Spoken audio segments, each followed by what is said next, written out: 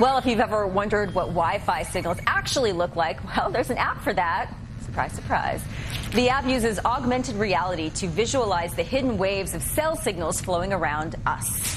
Dynalink Communications COO Larry Fishelson, Fox Business's reporter Jerry Willis, and Confide co-founder John Brott all join me. All right, welcome, guys. John, anyone nervous about this? Would you be worried about all the Wi-Fi? I mean, we are. This is the world we live in. Not at all. Washington State Health Department had 16 studies that are global that have found there are no ill effects of Wi-Fi. There are 9 studies, interestingly, that say, look, this is a reasonably early technology, so we need some more studies to see if there are long-term effects, but I sleep well at night with Wi-Fi all around. Wi-Fi, cell phones, I mean, there's all of this technology and broadband flitting and zigzagging all over the place. I mean, do you worry about talking on the phone too much, Jerry? Well, you know, for the reasons for your health. Looks like Twilight Zone to me, right? I mean, you're talking to a woman who uses a rotary dial phone, so I'm like way back in the dark age. No, landline? I'm not worried about much.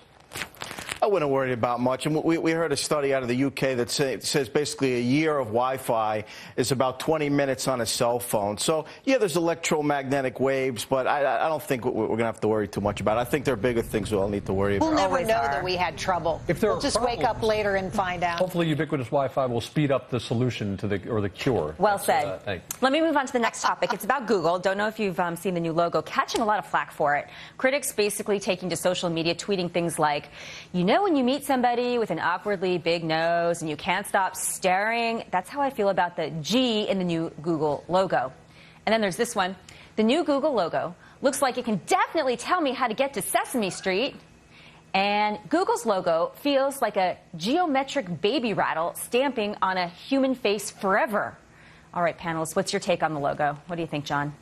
Here's the dirty little secret. I worked at the NBA. The merchandise we sold had nothing to do with the aesthetics of a logo. It's got everything to do with win-loss record, world championships, and marquee players. So it's the equity that you build into the logo through great products and great brands that matter. The actual design of the logo doesn't matter at all. Yes, it does. Nope. Come on, the design matters. Nope. I am deeply offended by this, and makes me not want to use Google. Seriously, I saw this new thing, and I just didn't like it.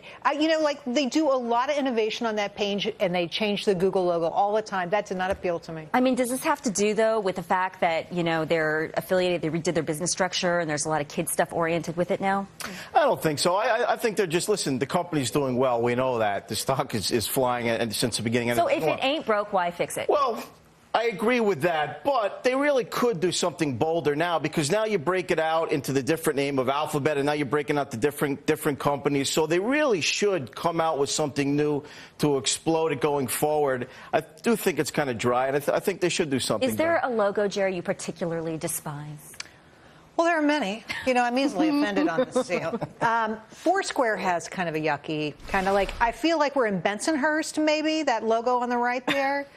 And maybe we're getting on a subway train, and that's what you see. Okay, John. It looks like it's part of the word, not the whole word. What offends you? Airbnb by a long shot, right? So some people think it looks like male genitalia. Some people think it looks like female genitalia. It's an equal opportunity offender. I didn't see it until you just said that. Yeah. Thank you. Horrible. She's a nice girl. Larry, clean this up for us. I think I have to agree. I think that's the worst logo I've ever seen. I mean, Airbnb, it should be a picture of a house or an apartment with people shaking hands. An infinity of what pool. they do. Yeah. Infinity pool. It's a terrible logo.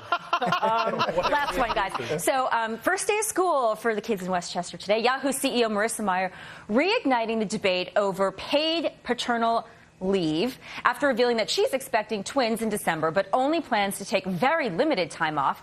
So is Marissa setting a good or a bad example? She caught a lot of heat after her first baby was born 3 years ago for not taking enough time.